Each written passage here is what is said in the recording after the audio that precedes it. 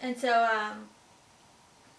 they didn't give me the baby. Like, they were supposed to put the baby right on me, but she needed help.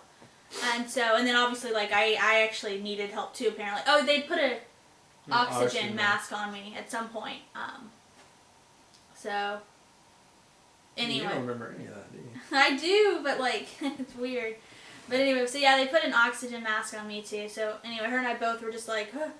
And basically, oh yeah, I got her out in 7 sets of pushes. And that included the practice pushes.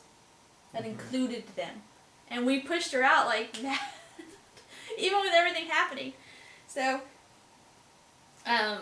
yeah. But anyway, so they take her away and to help her out.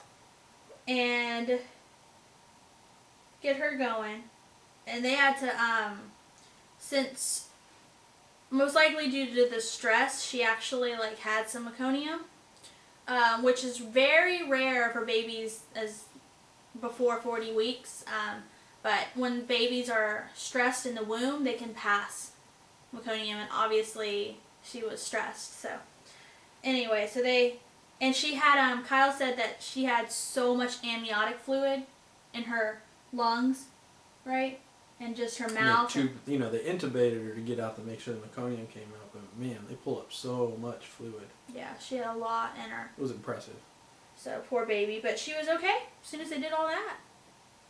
She didn't cry a ton at first, but it was almost not even necessarily because of the oxygen thing. It was literally turns out this is kind of how she is.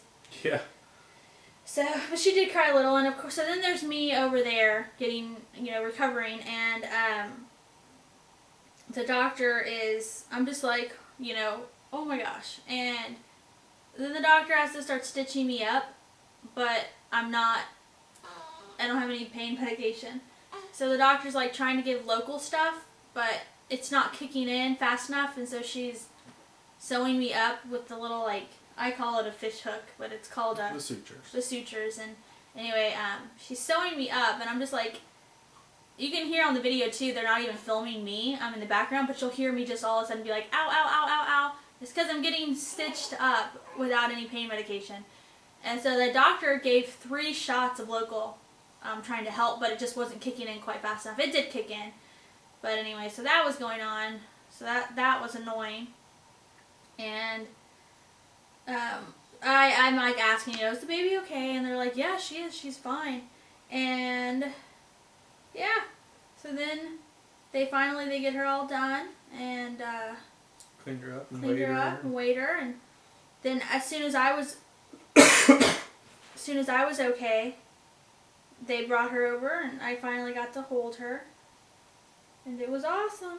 So that was awesome after that. And everybody, the doctor, the nurses, they were all like, whoo! All of them were like... I think it was the first time any of us had taken like a good deep breath. Yeah, everybody was like, oh my gosh. And like I said, there were so many people in that room.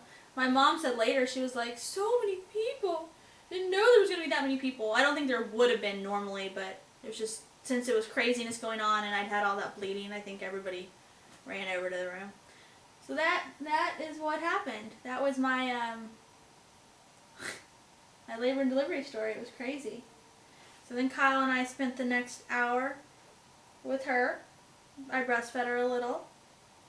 She didn't really want it. And we just enjoyed her.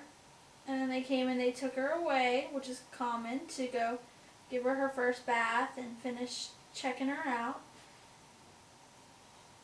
And then I got moved to, oh yeah, I got I had a catheter put in during the epidural, and then they took it out.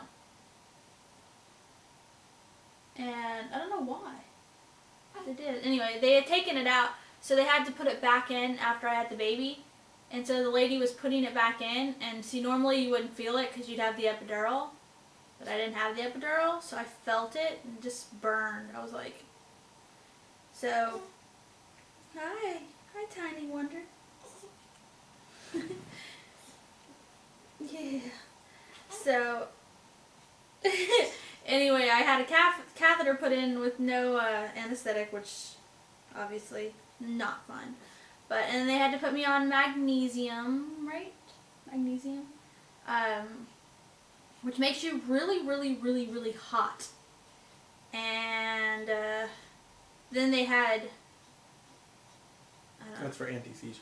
Yeah, that was because of the preeclampsia, to keep me from having a seizure or whatever. So yeah, anyway, so then I got moved to the antepartum section or whatever. Which is also high risk. High risk section. Because of the magnesium. Yeah.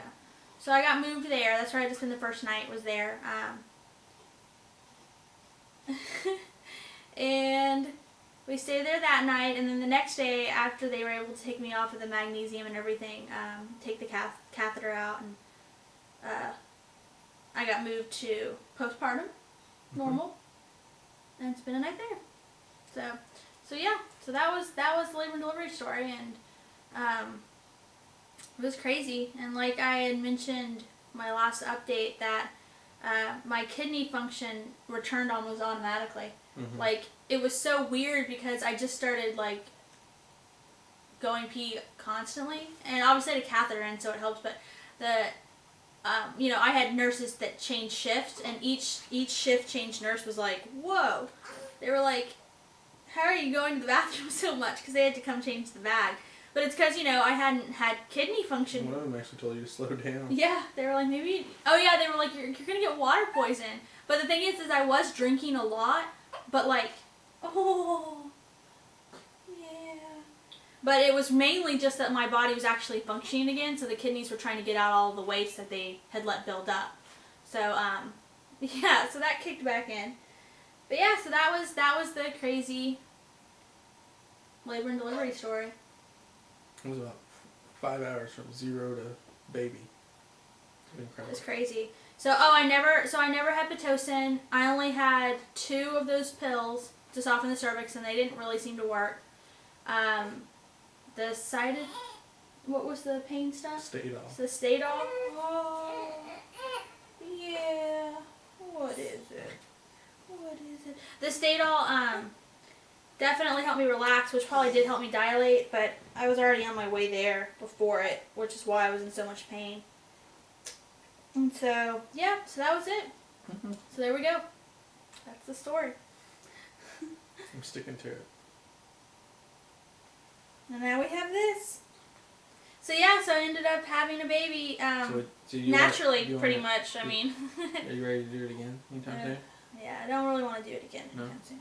But like, not to scare anybody off either. Like, I hate to do that. Like, I had a weird, like Kyle had said, what happened with me wasn't. It was very weird, very kind of atypical. Yeah. So, I mean, people dilate fast. Sometimes, people have epidurals to stop working. And all that can happen, but like the stuff with me was weird. And we never really found out why I had all the bleeding. Didn't really get into that. And I mean, the upshot of that though is that it didn't. It turned out it was okay. Whatever it was wasn't a big deal. And I was weak. Later that night, my heart started going kind of crazy, and they on the monitor, and they had to run in, and they chalked it up to just like the trauma of how everything had happened, and just was low on blood, probably so, but not low enough to need like extra blood or anything. Just Just need time. Yeah. So, anyway, but that's it. But at the end of the day, I have this here, this little tiny wonder. So it was totally worth it.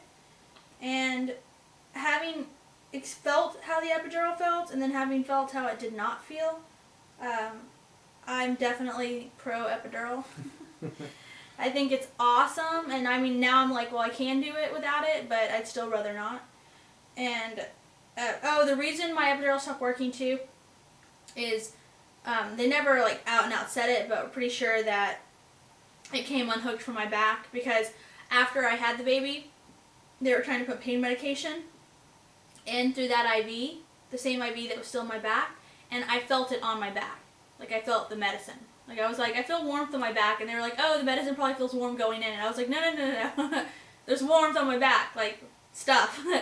So I think it just came out, which that's no one's fault. Like, it just bad luck, and there wasn't enough time to even really check it. Or whatever, yeah. Like, they couldn't even really check it, tell me to sit up and check. Even if they had me sit up and check, and we're like, oh, it came out. Like, there was no point. They couldn't get it back in before the baby was already coming. So that was that. But in general, that shouldn't happen. That doesn't happen usually. So, all right. So that's it. So we'll just talk to you guys later.